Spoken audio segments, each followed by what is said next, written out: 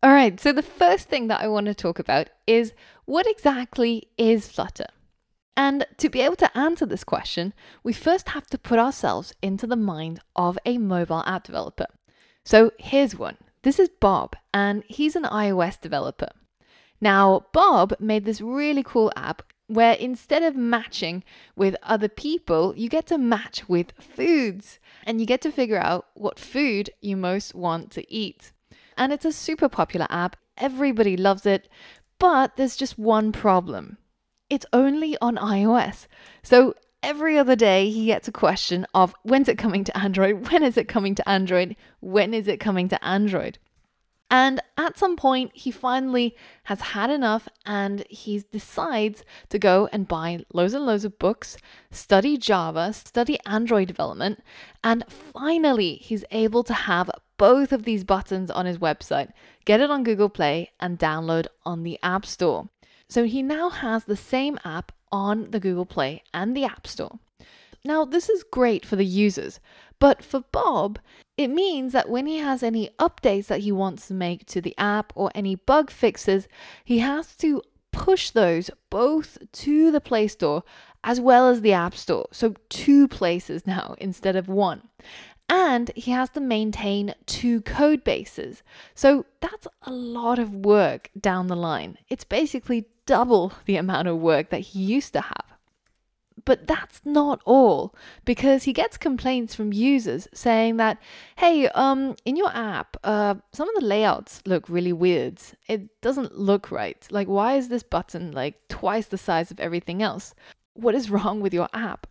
Now, this is because not only does he have to support a huge array of different screen sizes and aspect ratios for the iOS ecosystem, the iPads, the iPhones, the older iPhones, but he also now has a whole bunch of Android devices.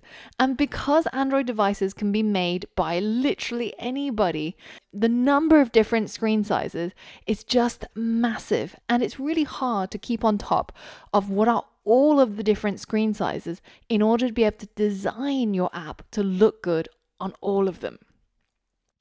Now, here's where Flutter comes in. The guys at Flutter had this question. More and more so, we're seeing screens everywhere.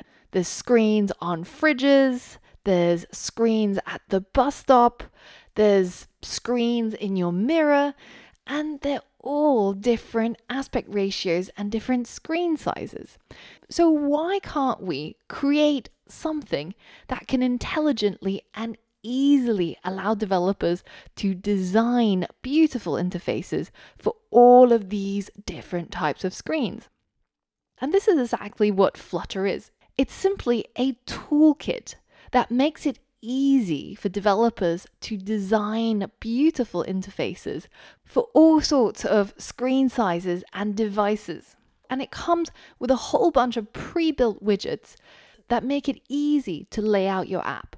So straightforward things such as laying out your app with rows or with columns or stacks.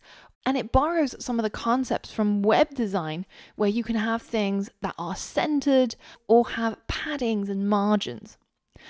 And what if you could use this system to design and develop for almost any device? Because all that Flutter does is it asks for a blank window on the device.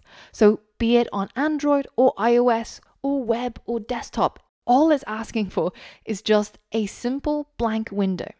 And what Flutter will do is it will draw onto that blank window whatever it is that needs to be rendered, and whatever animations or interactions or changes, it's all painted on by Flutter.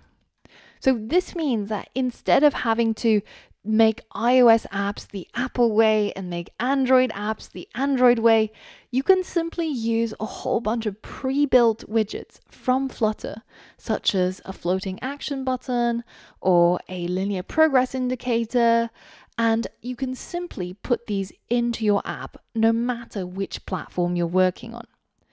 And they've even designed widgets that look the part for each platform.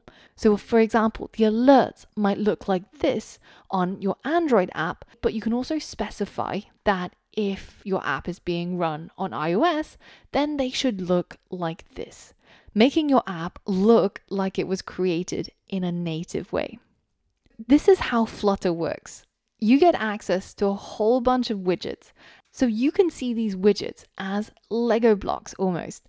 And by plugging them together and customizing it, you end up with your beautiful app that can be deployed almost anywhere.